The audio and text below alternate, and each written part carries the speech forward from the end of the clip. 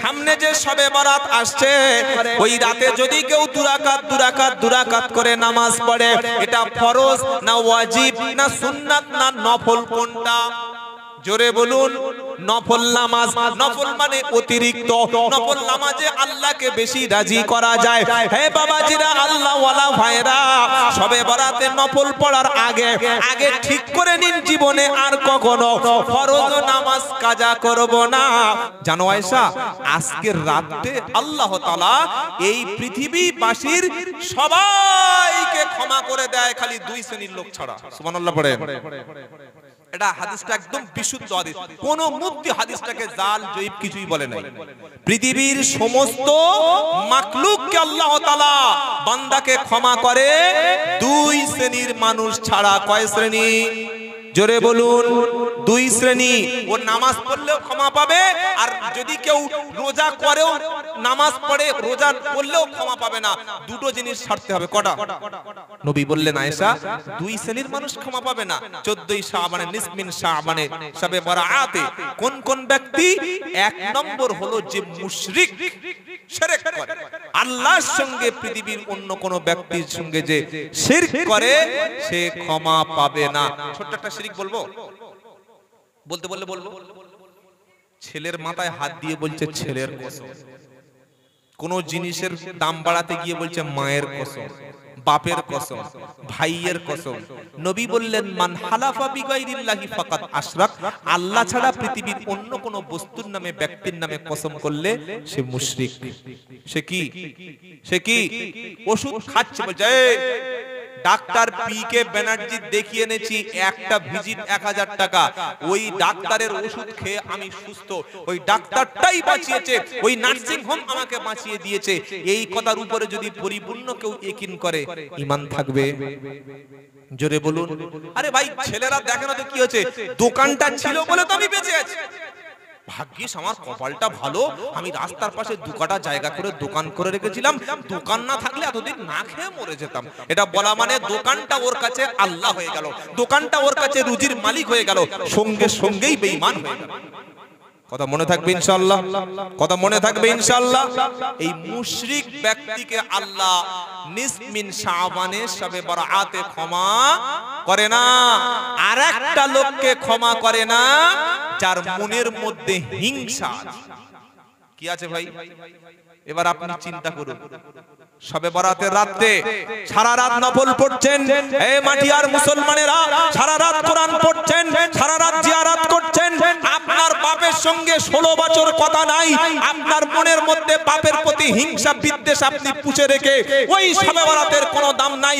ওই নামাজের পড়ার আগে, জিয়ারত করার আগে, কান্নাকাটি করার আগে বাপের পায়ে ধরে ক্ষমা চাও। তোমার মায়ের সঙ্গে 3 বছর কথা বলো না, মায়ের পায়ে ধরে ক্ষমা চাও।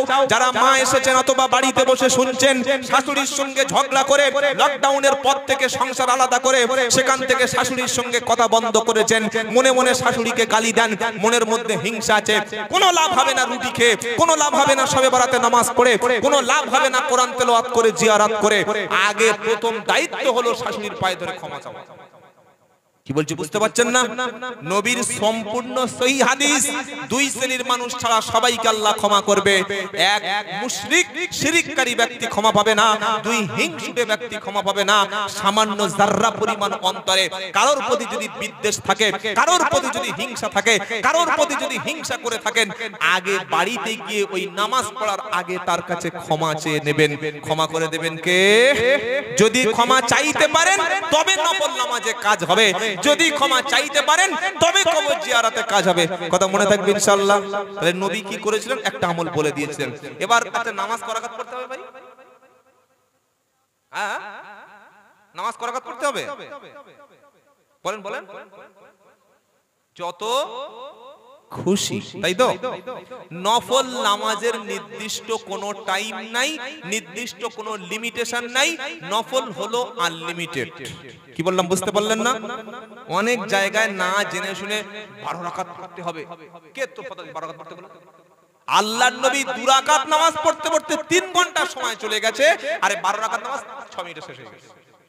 এটা নামাজ? কি নফল নামাজ সবচাইতে উত্তম হলো ধরে ধরে ধরে ধরে নামাজ পড়া। বলুন সুবহানাল্লাহ। নফল নামাজ যে কোনো সময়, যে কোনো দিন, যে কোনো মুহূর্তে পড়া যায়। কথা মনে থাকবে ইনশাআল্লাহ, কথা মনে থাকবে ইনশাআল্লাহ। তবে নফল নামাজের জন্য উত্তম জায়গা হলো নিজের ঘর। এটা নবীর হাদিস। নবী ফরজ নামাজ পড়তেন জামাতে, সুন্নাত এবং নফল পড়তেন বাড়িতে। নফল নামাজের জন্য উত্তম জায়গা কি বললাম? নিজের ঘর। মনে থাকবে ইনশাআল্লাহ। নফল যদি পড়ার ইচ্ছা থাকে, আর নফল পড়লে আল্লাহর পিয়ারা বান্দা হওয়া যায়। জোরে বলে মিনাল লাইলি ফাতাহাজ্জাদু বিহি নাফিলাতাল লাক আসা আইয়াব আসাকা রাব্বুকা মাকামাম মাহমুদা। 15 নম্বর পারা 8 নম্বর পৃষ্ঠা 13 নম্বর লাইনের 79 নম্বর আয়াত সূরার নাম বানি ইসরাইল। আল্লাহ বলছেন নবী আপনার উম্মতের জন্য নফল নামাজটাকে, তাহাজ্জুদের নামাজকে নফল হিসাবে আমি আল্লাহ করে দিলাম। জোরে বলুন সুবহানাল্লাহ।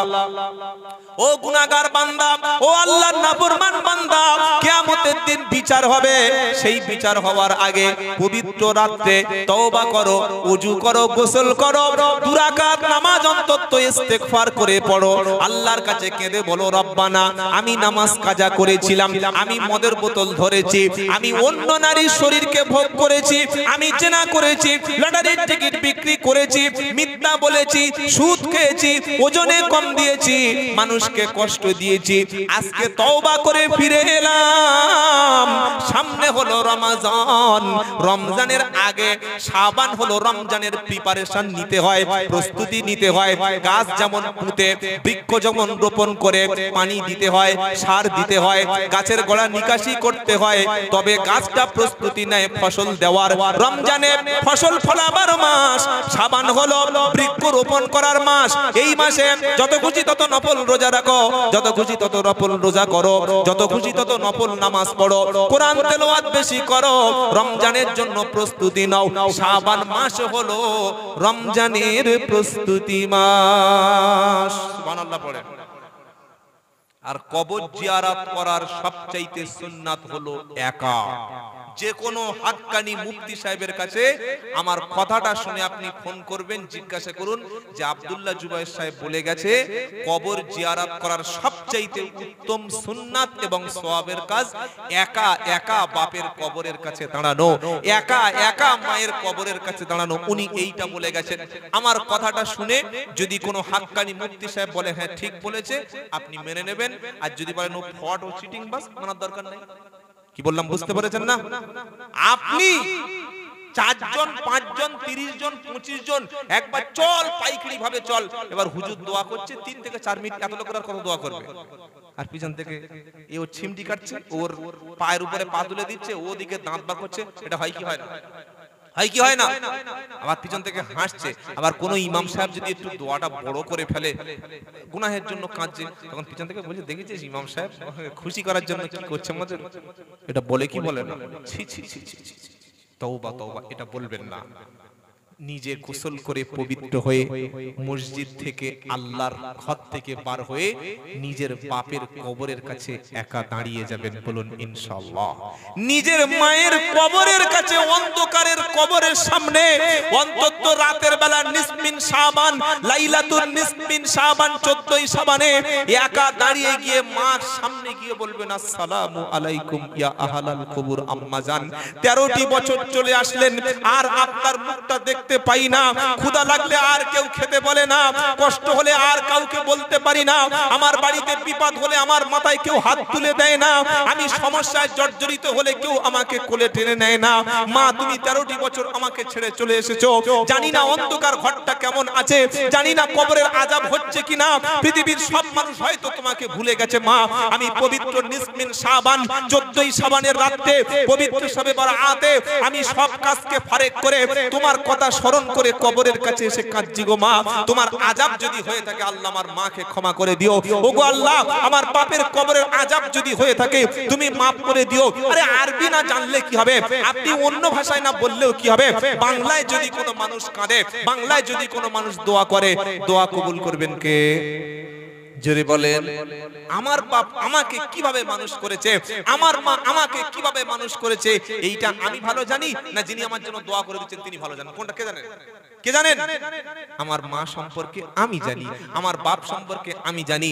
তাই যখন মন চাইবে বাপের মায়ের কবরের কাছে গিয়ে একা একা দাঁড়িয়ে যাবেন। আর একটা দোয়া শিখিয়ে দেবো, বাপ মার জন্য কাঁদার দোয়া বলে দেবো, দেবো দেবো দেবো ইনশাআল্লাহ। রাব্বির হামহুমা বলেন, রাব্বির হামহুমা কামা রব্বায়ানি সগীরা। ছেলেরা মেয়েরা নামাজের শেষে লাইলাতুল নিসফ মিন শাবান, জুমার দিনে, ঈদের দিনে, তাহাজ্জুদের সময় যখন মন চাইবে আব্বার জন্য আম্মার জন্য হাত তুলে আল্লাহর কাছে কাঁদবেন, চোখের পানি ফেলবেন আর বলবেন রাব্বির হামহুমা কামা রব্বায়ানি সগীরা। এটা 15 পারা সূরা বনী ইসরাঈলের 23 নম্বর আয়াতে আমার আল্লাহ বলছে, বান্দা বান্দা দোয়া করছে, আল্লাহ রব্বির হামহুমা, আল্লাহ তুমি তাদের দুজনের উপরে দয়া করো। দুজন মানে হলো আব্বা এবং আম্মা, তুমি তাদের দুজনকে ক্ষমা করো, দুজনের উপর দয়া করো। আমি যখন ছোট ছিলাম, আমি যখন বাচ্চা ছিলাম, আমাকে লালন পালন করেছে আমার আব্বা এবং আম্মা। আজকের অন্ধকার কবরে, নীরব নগরে, আজ তাদের কাছে কোনো সাহায্য যাচ্ছে না, আজ কবরে কেমন আছে জানি না। আল্লাহ তুমি তাদের উপরে দয়া করো, রহম করো। কোন সন্তান যখন, কোন মেয়ে যখন, কোন ছেলে যখন তার আব্বা আম্মার জন্য কাঁদে, চোখের পানি ফেলে আর বলবে রব্বির হামহুমা কামা রব্বায়ানি সগীরা। সকলে আমার সঙ্গে পড়ুন, রব্বির হামহুমা কামা রব্বায়ানি সগীরা। এই দোয়াটি সন্তান যখন পড়ে আব্বা আম্মার জন্য কাঁদবে আর অন্তর থেকে কান্না আসবে, চোখ থেকে পানি আসবে, অন্তরের সঙ্গে আন্তরিকতার সঙ্গে বাবার জন্য যখন দোয়া করবে, এই দোয়ার ওসিলায় আমার আল্লাহ তাআলা আব্বা আম্মার কবরের আযাবকে maaf করে দিয়ে কবরকে জান্নাতের টুকরা বানিয়ে দেবে। নারায়ে তাকবীর। একটু জিকির করুন, লা ইলাহা ইল্লাল্লাহ, লা ইলাহা ইল্লাল্লাহ, লা ইলাহা ইল্লাল্লাহ মুহাম্মাদুর। এই দোয়াটা করতে পারবেন? দোয়াটা বাবার জন্য দোয়া হবে ইনশাআল্লাহ। খবরদার কবর জিয়ারত বন্ধ করবেন না। সব সময় বাপের কবরের সামনে, মায়ের কবরের সামনে যাবেন। বেশি বেশি তাওবা, ইস্তিগফার, দরুদ শরীফ, ইয়াসিন যা মুখস্থ আছে এটা পড়ে যাবেন। আর একা যাবেন, পার্সোনাল যাবেন, গিয়ে বাপের একদম কবরের সামনে গিয়ে প্রথমে আসসালামু আলাইকুম ইয়া আহলাল কুবুর, এটুকু বলতে পারবেন? বলতে পারবেন কি পারবেন না? মনে থাকবে ইনশাআল্লাহ। যারা আপনাকে পৃথিবীতে এনেছে তাদেরকে কোনোদিন দুঃখ দেবেন না। বাপ দোয়া করলে, মা দোয়া করলে যেমন দুনিয়াতে নাজাত পাওয়া যায়, এই বাপ মা মরণের পরে আল্লাহর নবী বলছেন সালাসু দাওয়াতিন, নবী বলছেন ইদা মাতাল ইনসান ইনকাতা আনহু আমালুহু ইল্লা মিন সালাসা। মানুষ মারা যাওয়ার পরে মানুষের সমস্ত আমল বন্ধ হয়ে যায়, কিন্তু তিনটি আমল এমন আছে যেটা কবরেও কিয়ামত পর্যন্ত নেকি পায়। এক নম্বর হলো সাদাকাতিন জারিয়া। কেউ যদি মসজিদ, মাদ্রাসা, খানকা, কবরস্থান, ঈদগাহ, মক্তব করে দিয়ে যায়, কাউকে কোরআন শরীফ পড়ার জন্য কোরআন কিনে দিয়ে যায়, এর জন্য সে কবরে নেকি পাবে। দুই নম্বর নবী বললেন আও ইলমিন ইয়ানতাফাউ বিহি। দুনিয়ায় যদি কাউকে ইলম রেখে যায়, কাউকে কোরআন শিখিয়ে যায়, কাউকে ভালো একটা মাসআলা শিখিয়ে দেয়, কাউকে নামাজ শিখিয়ে দেয়, কাউকে ওয়াজ নসিহত করে জাহান্নাম থেকে ভালো পথে ফিরিয়ে এনে একটা ইলম যদি কাউকে শিখিয়ে যেতে পারে, এই ইলমটা দুনিয়ার ব্যক্তি আমল করবে আর সে কবরে শুয়ে সে সওয়াব পাবে। সুবহানাল্লাহ বলবেন না? তিন নম্বর হলো আওয়ালাদিন সালিহিন ইয়াদউ লাহু। যদি কোনো নেক সন্তান সন্তান, ইমানদার সন্তান, আল্লাহওয়ালা সন্তান, পরেজগার সন্তান, নামাজি সন্তান যদি কেউ দুনিয়াতে রেখে যেতে পারে, বাপ মারা গেছে, কবরে চলে গেছে, নেক সন্তান নামাজের পাটিতে বসে বসে যখন কাঁদছে, নেক সন্তান দোয়ার মজলিসে যখন বসে বসে কাঁদছে, নেক সন্তান যখন সবে বারাতের রাতে ছেলে বাপের জন্য কবরের পাশে গিয়ে কাঁদছে, মসজিদে বসে বসে কাঁদছে, তাহাজ্জুদের নামাজে কাঁদছে, আমার আল্লাহ বলে ও ফেরেশতারা দেখ দেখ দেখ, যে বান্দা তার বাপকে ভুললো না, যে বান্দা তার মাকে ভুললো না, আমি আল্লাহ তার বাপের কবর আযাবকে ক্ষমা করে দিলাম। নারায়ে তাকবীর, নারায়ে তাকবীর। আওলাদে মুজাদ্দেদে জামান, আওলাদে মুজাদ্দেদে জামান, নারায়ে তাকবীর। পীরজাদা আম্মার উদ্দিন সিদ্দিকী সাহেব ভাইজান, পীরজাদা আম্মার উদ্দিন সিদ্দিকী সাহেব ভাইজান, নারায়ে তাকবীর। আলহামদুলিল্লাহ, আমাদের প্রিয় ভাইজান হুজুর চলে এসেছেন, যে যেখানে আছেন প্রত্যেকে চলে আসুন, তিনি কথা বলবেন এবং আখেরি মোনাজাত হবে। সকলে প্রাণ খুলে একবার দরুদ শরীফ পড়ুন, আল্লাহুম্মা সাল্লি আলা।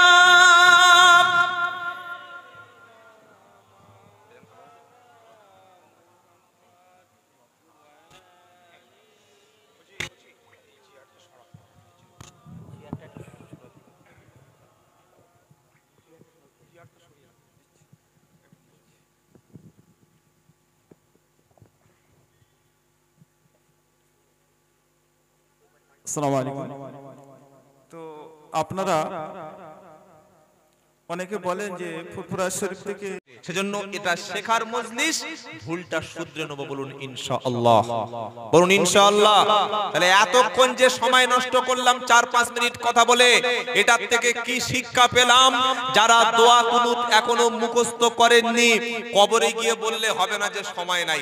খাওয়ার সময় আছে, পেশাবের সময় আছে, পায়খানার সময় আছে, ঘুমানোর সময় আছে, দোকানে চা খাওয়ার সময় আছে, তাস খেলার সময় আছে, আড্ডা মারার সময় আছে, গল্প করার সময় আছে, সিরিয়াল দেখার সময় আছে। বুড়ো হয়ে মরতে যাচ্ছে। কালকের এক জায়গায় জলসায় গিয়েছি, দিনের বেলা প্রোগ্রাম ছিল, 93 বছর বয়স, 93+। আমার কানে কানে এসে বলছে হুজুর আমার জন্য দোয়া করুন। বললেন কিসের দোয়া? আল্লাহ যেন ঈমানের সঙ্গে মৃত্যু দেয়।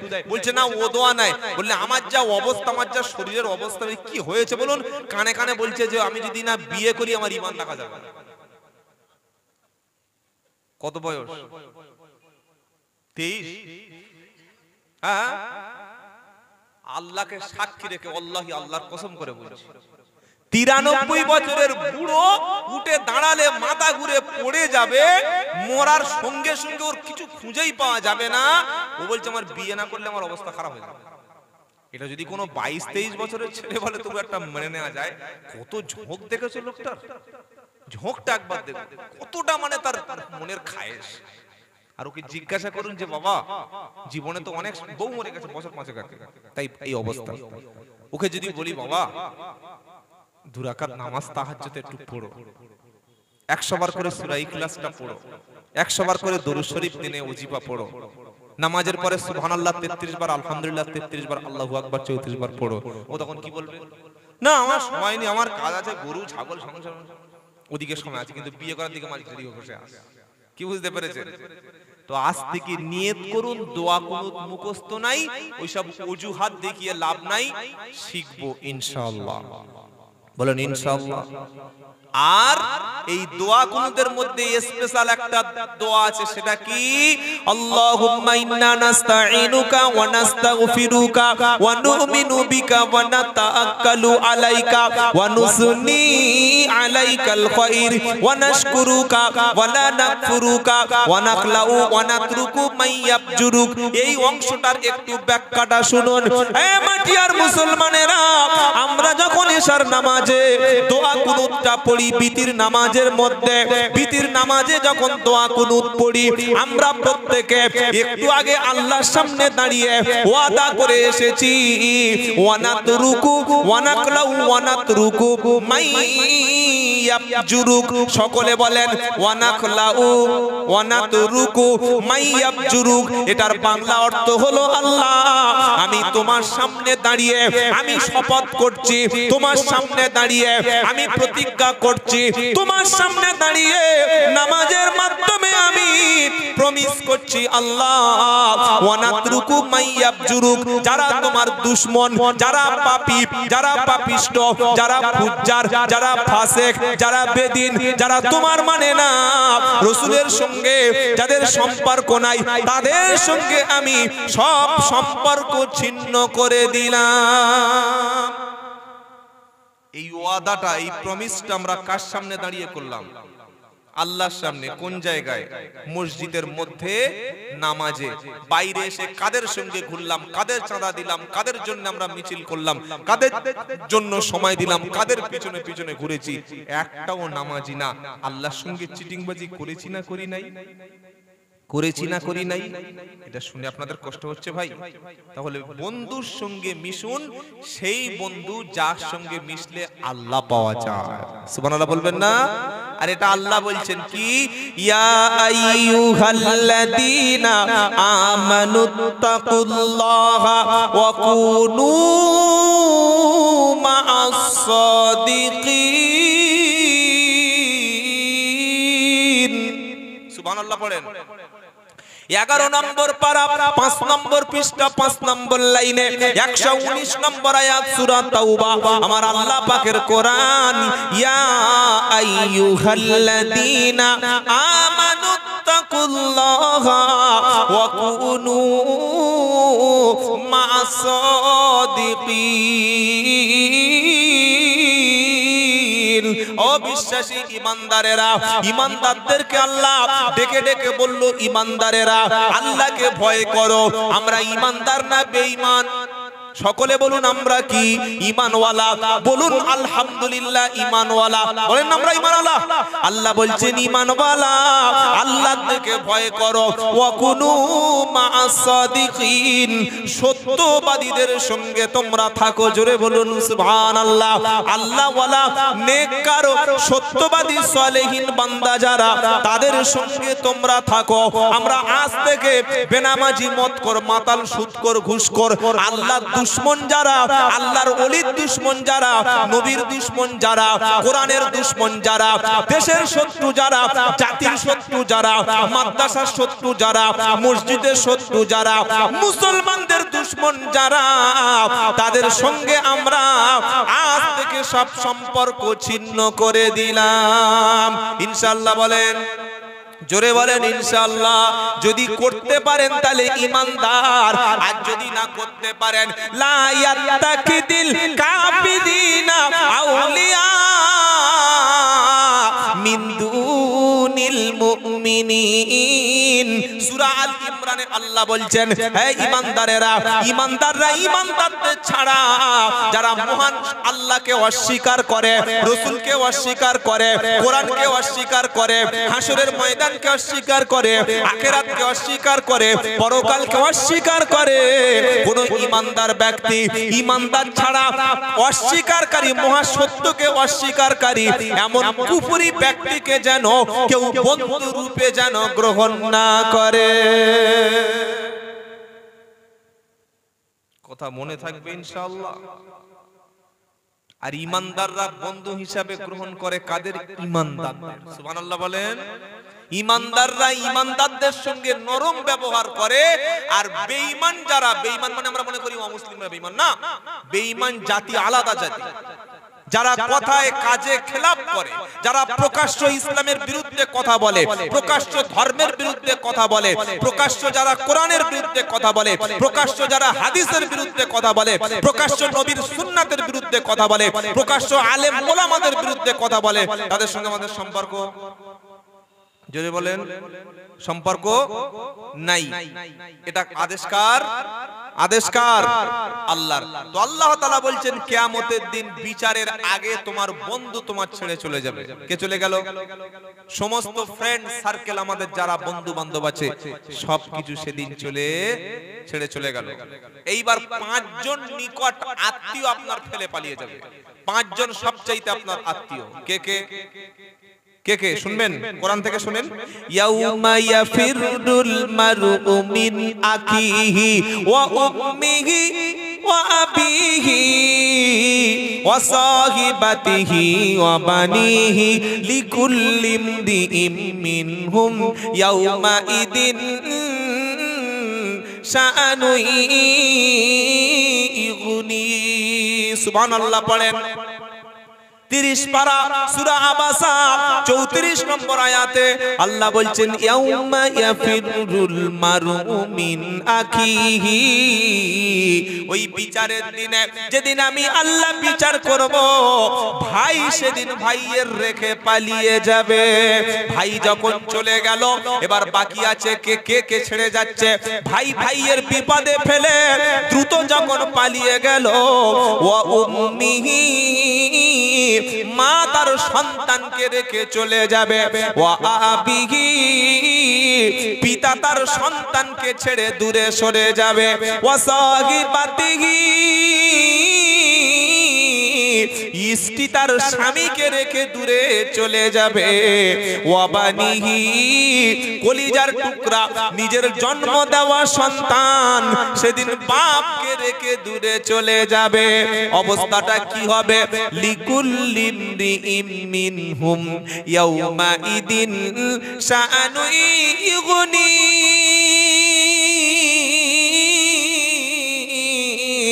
প্রত্যেকে আপন আপন চিন্তায় সেদিন ব্যস্ত থাকবে। আল্লাহু আকবার, আল্লাহু আকবার, আল্লাহু আকবার। আর অপরাধীদের অবস্থা কিরকম হবে এটাও শুনবেন। তাহলে কে চলে গেল? বাপ, মা, ভাই, স্ত্রী আর ছেলে আর বন্ধু সব চলে গেছে। এবার বলুন, আপনার পাশে যদি বাপ না থাকে, মা না থাকে, ভাই না থাকে, স্ত্রী না থাকে, জন্ম দেওয়া ছেলে না থাকে, আর বন্ধু যদি না থাকে, আপনি বিপদে পড়লে এবার কে আসবে বলুন? কে আপনার পাশে দাঁড়াবে? এটা কি গল্প না কোরআন থেকে শোনালাম? এই পাঁচজন যখন চলে গেল, এইবার আরো কঠিন অবস্থা হবে। এবার শুনেন। ইয়াওয়াদুল মুজরিমু লাউ ইয়াফতাদি মিন আযাবি ইয়াউমা ইদিম বিবানি ওয়া সাহিবাতিহি ওয়া আখিহি ওয়া ফাসিলাতিহি আল্লাতি তুবি ওয়া মা ফিল আরদি জামিআন সুম্মা ইউজি কাল্লা ইন্নাহা লাযা নাযাআতাল লিশশাওয়া। পারা নম্বর 29, সূরার নাম সূরা মাআরিজ, দ্বিতীয় পৃষ্ঠার একদম দ্বিতীয় লাইনে উপর থেকে 3টে লাইন নিচে আল্লাহ বলছেন ইয়াওয়াদুল মুজরিমু লাউ ইয়াফতাদি ইয়াউমা ইদিম বিবানি।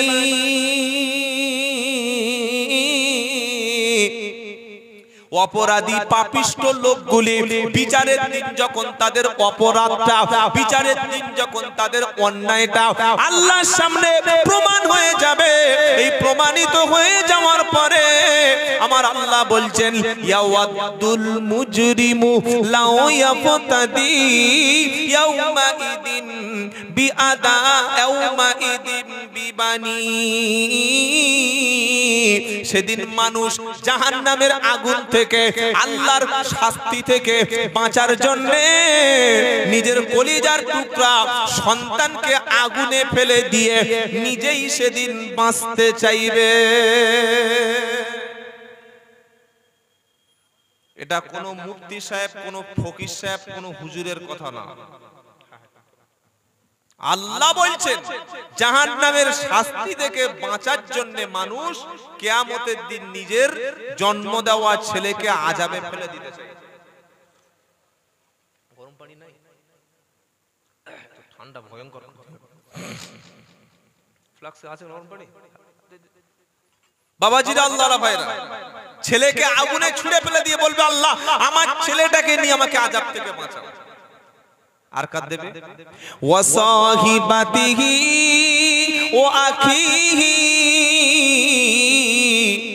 নিজের স্ত্রীকে জাহান্নামের আগুনে ছুঁড়ে ফেলে দিয়ে নিক্ষেপ করে আল্লাহকে বলবে আল্লাহ আমার স্ত্রীটাকে আমি আযাবে দিয়ে দিচ্ছি, জাহান্নামের আযাব থেকে বাঁচার জন্য মুক্তিপণ হিসাবে আমার স্ত্রীকে ছুঁড়ে ফেলে দিলাম, আপনি আমার স্ত্রীটাকে নিয়ে আমাকে অন্তত বাঁচিয়ে নিন। ও আখিহি, আমার ভাইগুলিকে আপনাকে দিয়ে দিলাম, জাহান্নামে ছুঁড়ে ফেলে দিলাম, রব্বানা আমার ভাইকে নিয়ে আপনি আমাকে জাহান্নামের আযাব থেকে বাঁচিয়ে নিন। ওয়াফাসিলাতি হিল্লাতি তুবি, আল্লাহ আমাকে যারা আশ্রয় দিত, আমার পাশে যারা দাঁড়াতো, আমি যখন বিপদে পড়লে আমাকে আশ্রয় দিয়েছে যারা, তাদেরকে আপনি নিয়ে আমাকে জাহান্নামের আযাব থেকে মুক্তি দিন। এবার আল্লাহ কি বলবেন? কাল্লা, না না না, নো নেভার, কখনোই না, কখনো না। ইন্নাহা লাজা, এটা হলো সেই লাজা। লাজা হলো জাহান্নামের একটা ঘরের নাম, লাজা হলো জাহান্নামের একটা ঠিকানার নাম, লাজা হলো জাহান্নামের একটা রুমের নাম। আল্লাহ বলবে ইন্নাহা লাজা, এই হলো সেই জাহান্নাম, এই হলো সেই আযাব, এই হলো সেই আগুন। ইন্নাহা লাজা ইন্নাহা লাজা, এই আগুনে তোমাকে জ্বলতে হবে। কেন জ্বলতে হবে? আল্লাহ পাক সেদিন বলবে তোমাকে ভালো দিকে ডাকা হতো, কোরআনের দিকে ডাকা হতো, তাদউ মান আদবারা ওয়া তাআল্লা, তোমাকে যখন দ্বীনের দিকে, ইসলামের দিকে, কোরআনের দিকে, আলেমদের দিকে, জান্নাতের দিকে, মসজিদের দিকে যখন তোমাকে ডেকে আনা হতো, তখন অহংকার করে তুমি মুখটা ফিরিয়ে চলে যেতে। তোমার পয়সার অহংকার, তোমার অর্থের অহংকার, তোমার স্ট্যাটাসের অহংকার, ক্ষমতার অহংকার, বংশের অহংকার, জমিদারের অহংকার, তুমি রাজনীতি দলের নেতা ছিলে, এত ক্ষমতা, তুমি সব জায়গায় যেতে কিন্তু নামাজে যাওয়ার সময় পেতে না, সব জায়গায় তুমি হাজির হতে সময় মতো আল্লাহর মজলিসে তুমি বসতে না, তুমি কোরআন শুনে, দিন শুনে, ইসলাম শুনে অহংকার করে দূরে সরে গিয়েছিলে। আজকে কিন্তু বাঁচার কোনো উপায় তোমার নাই। আজান শুনে যারা মসজিদের সামনে থেকে পালিয়ে যায়, সেদিন আগুনে তাদের চামড়া ঝলসে দেওয়া হবে, আগুনে ঝলসে দেবে। আর ওই আগুন থেকে বাঁচার জন্য স্ত্রী, ভাই, ছেলে, পাড়া প্রতিবেশী বলবে আল্লাহ সবাইকে নাও, গোটা পৃথিবীর যত মানুষ আছে সবাইকে নাও, নিয়ে আমাকে ছেড়ে দাও। আল্লাহ বলবে এটা কি চিটিংবাজি কাজ? হ্যাঁ, এটা কি দুনিয়া যে 20,000 টাকা দিলাম ভাই আমার ছেড়ে দাও, 50,000 টাকা দিলাম আমার জামিন দাও, 1 লাখ টাকা দাও ছেড়ে দাও, আমাকে জামিন দাও। এই যে আমাদের একটা সেই ওই রায় হয়েছে জানেন, ফাঁসির, জানেন না? আরে সঞ্জয় ঘোষ যে ধর্ষণ করেছে, আরজি করে ধরা পড়েছে, তারপরে ওই ফাঁসি, এই যাবজ্জীবন যেটা রায় হলো, বিচারপতি যখন রায় দিয়েছে আমার মনে হয় যেন এক পেক খেয়ে রায়টা দিয়েছে। বললে হুজুর কি বলছেন আপনি বিচার ব্যবস্থা নিয়ে? বলছে সঞ্জয় সিং ওকে ফাঁসি না দিয়ে আমৃত্যু কারাদণ্ড দেওয়া হলো। কি দেওয়া হলো? আমৃত্যু কারাদণ্ড। তার বাংলা কথায় ও যতদিন না মরবে ততদিন জেলে থাকবে। বুঝতে পারলেন না কি বললাম? মৃত্যুর আগ পর্যন্ত জেল থেকে বার হওয়ার কোনো রাস্তা নাই। সাথে ওকে 50,000 টাকা জরিমানা বা ফাইন, মানে মৃত্যু পর্যন্ত জেল আর আমৃত্যু কারাদণ্ড। কথা বুঝতে পেরেছেন? আর আমৃত্যু কারাদণ্ডের পরে যদি 50,000 টাকা না দিতে পারে ফের 6 মাসের জেল। তার মানে মরে ওকে 6 মাস জেলে থাকতে হবে। কতটা যে গাঁজা এরা খায় আল্লাহই জানে। কি বলছি বুঝতে পারছেন না? মৃত্যু পর্যন্ত কারাদণ্ড, আবার 50,000 টাকা, আর 50,000 টাকা যদি না দিতে পারে ফের 6 মাসের জেল, মানে মরে আরো 6 মাস জেলের মধ্যে থাকবে। আচ্ছা এটা কোনো কথা হলো? বাবাজিরা, আল্লাহ ভাইরা, জ্ঞানী জনেরা, সুধী মানুষেরা, এই যখন একটা প্রেক্ষাপট তৈরি হবে, সবাই যখন ছেড়ে চলে গেল এবং যাবে, এটা আমি বানিয়ে বললাম না, আল্লাহর কথা। জোরে বলেন। সবাই যখন ছেড়ে চলে যাবে, এবার আল্লাহ বলবেন আয় বান্দা আমার সামনে আয়। আহা হা, কি কঠিন দিন, কি কঠিন দিন সেদিন হবে। স্ত্রী সেদিন স্বামীর কাছে নাই, স্বামী সেদিন স্ত্রীর কাছে নাই। জন্ম দেওয়া ছেলেকে বাপ বলবে তোর জন্য কত কষ্ট করেছি বল, আজকে আমার পাশে তুই নাই। ছেলে সেদিন বলবে আব্বা আমার বাপ নাই, তুমি বলছো কিভাবে? তাফসীরে ইবনে কাসির এসেছে সূরা আবসার তাফসীরে, হযরতে মারিয়াম ঈসা আলাইহিস সালামের মা তার জন্ম দেওয়া ছেলের কথা ভুলে যাবে। ঈসা নবী বলবে আজকের আমার মাকে আমি চিনি না, আমার কি হবে সেটাই আমি নিয়ে চিন্তা করছি। সুবহানাল্লাহ বলবেন না? নবী ইব্রাহিম আলাইহিস সালাম বলবেন আমি কিয়ামতের দিন আমার পিতা আজরকে কোনো উপকার করতে পারবো না। সব আল্লাহর কোরআন হাদিসের কথা। আলেমেরা, ওলামারা, হাক্কানি ওলামারা বারবার আমাদেরকে বুঝিয়ে দিচ্ছে, কিন্তু এরপরে আমরা ছুটেই চলেছি শুধু দুনিয়া আর দুনিয়া, দুনিয়ার খেয়ালে পড়ে গেছি, আখিরাতকে বেমালুম ভুলে গেছি। এই যখন প্রেক্ষাপট তৈরি হবে, সিচুয়েশন যেমন এমন হবে, ওই সময় আল্লাহ তাআলা তার বান্দাকে নিজের কাছে সেদিন ডেকে নেবে, নিয়ে কি বলবে? অকুল্লুহুম আতিহি ইয়াউমাল কিয়ামাতি ফারদা। 16 পারা 10 পৃষ্ঠা 15 নম্বর লাইনের 95 নম্বর আয়াত সূরা মারিয়াম। ওয়া কুল্লুহুম আতিহি ইয়াউমাল কিয়ামাতি ফারদা। কিয়ামতের বিচারের দিন তুমি প্রত্যেকে, তোমরা প্রত্যেকে, আমি আল্লাহ আমার সামনে একা একা সেদিন হাজির হতে হবে। বাপ আসবে একা, ছেলে আসবে একা, মেয়ে আসবে একা, স্বামী আসবে একা, স্ত্রী আসবে একা। আর আল্লাহর সামনে যখন একা দাঁড়াবে, 5টা প্রশ্নের উত্তর দিলে আল্লাহর সামনে থেকে তবে তোমার পা তোলার সুযোগ দেবে। কটা প্রশ্ন? জোরে বলেন। 5টা হবে কমন প্রশ্ন, 5টা হবে আনকমন প্রশ্ন, আর একটা হবে কমন প্রশ্ন। কমন প্রশ্নটা কি হবে? নবী বললেন আউয়ালু মা ইউহাসাবু বিহিল আবদু ইয়াউমাল কিয়ামাতিস সালাত। যেটা কমন প্রশ্ন সবার জন্য হবে, বান্দাকে কিয়ামতের দিন সর্বপ্রথম নামাজের হিসাব হবে। আহা, কিসের হিসাব? তুমি কবার উমরায় গেছো? পাড়ার লোক খাওয়া পায় না, উমরায় যাচ্ছে, আছে না নাই? জোরে বলুন। পাশের ঘরের গরিব মানুষ না খেয়ে হাড় শুকিয়ে যাচ্ছে, গ্রামের মানুষ মেয়েকে বিয়ে দিতে পারে না, প্রতিবেশী অসুস্থ চিকিৎসার জন্য ওর কাছে হাত পাচ্ছে, টাকা দেয় না, আর প্রতি বছর উমরা করতে যাচ্ছে, উমরা থেকে ঘুরে এসে বলছে আমি উমরা হাজি। আর ফেরেশতারা বলছে আয়, বাঁশ চেচে কবরে বসে আছি। উমরা হাজি। উমরা করলে কোনোদিন হজ হয়? এই বলছেন না কেন? হজ হচ্ছে ফরজ আর উমরা হলো নফল। তো তুমি একবার হজে গিয়েছো, উমরা হজ করে চলে এসছো, ঠিক আছে বাবা। প্রত্যেক বছর এখন দেখেছেন না উমরা যাওয়ার লাইন পড়ে গেছে। একবার গেলেন আলহামদুলিল্লাহ, দুবার গেলেন আলহামদুলিল্লাহ। সেদিন কোন থানা, মালদা বা দিনাজপুর, দুটো থানার মধ্যে একটা, বললে হুজুর আমি 16 বার উমরা করেছি। কবার? 16 বার উমরা গেছি। আর পাশের লোক খাওয়া পাচ্ছে, গরিব মানুষের পাশে খাবার দাঁড়িয়েছো, একটা মানুষ বিপদে পড়ে হাত পাচ্ছে তার সাহায্য করেছো, একটা বিধবা মেয়ে তার মেয়ের বিয়ে দিতে পারে না, টাকা দিয়েছিলে, তোমার পাশে অসুস্থ মানুষ চিকিৎসার জন্য 500 টাকার ওষুধ কিনতে বলেছে, তুমি দিয়েছিলে। তুমি এদের সাহায্য করতে পারো না? এটা সাহায্য করা ওয়াজিব, গরিবের পাশে দাঁড়ানো ওয়াজিব, ক্ষুধার্তকে খাদ্য দেওয়া তোমার জন্য বাধ্যতামূলক। এগুলো তুমি বাদ দিয়ে চলে গেছো কোথায়? কোথায় গেছো? চুরি বলেন না, উমরায় চলে গেছে। আল্লাহ ছাড় দেবে তো? কি বাবাজিরা, আল্লাহ আল্লাহ ভাইরা, প্রথম প্রশ্ন হবে বান্দার নামাজের হিসাব হবে। কোন নামাজের হিসাব হবে? শবে বরাতের নামাজ, তাই তো? হ্যাঁ, কে বললো? তোমার পানি খাওয়াটাই বন্ধ করে দিও। প্রথম হিসাব হবে ফরজ নামাজ। কিসের? সকলে বলুন।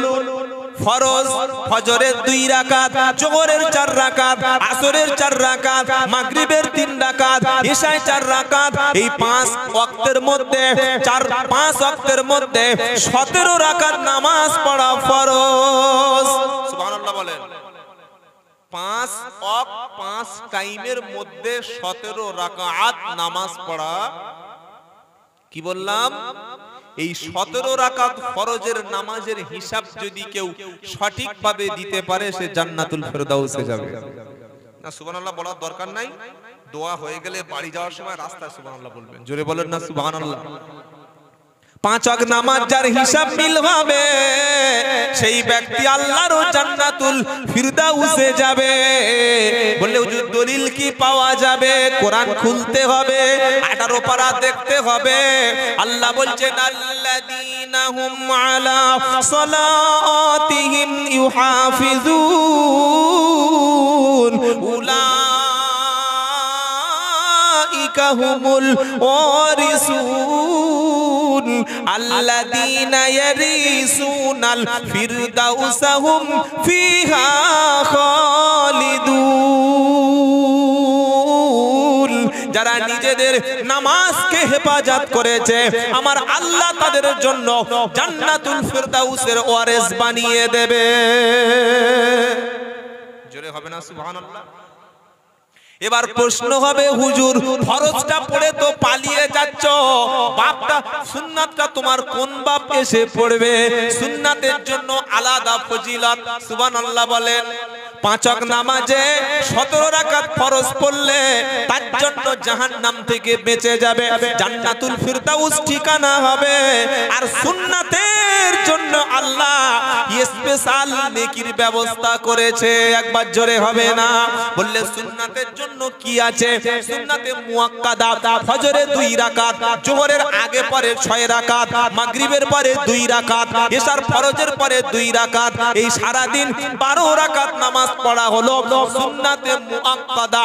এই 12 রাকাত সুন্নাত নামাজ যারা পড়বে আল্লাহ তাআলা তাদের জন্য জান্নাতে একটা ঘর বানিয়ে দেবে।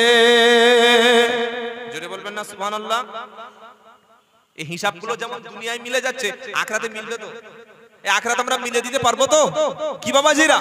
এবার ফরজ যখন মিলে গেল, সুন্নাত যখন মিলে গেল, এইবার 3 রাকাত ভিতর যখন মিলে গেল, এবার আসবে নফল। এবার কি আসবে? জোরে বলেন, জোরে বলেন।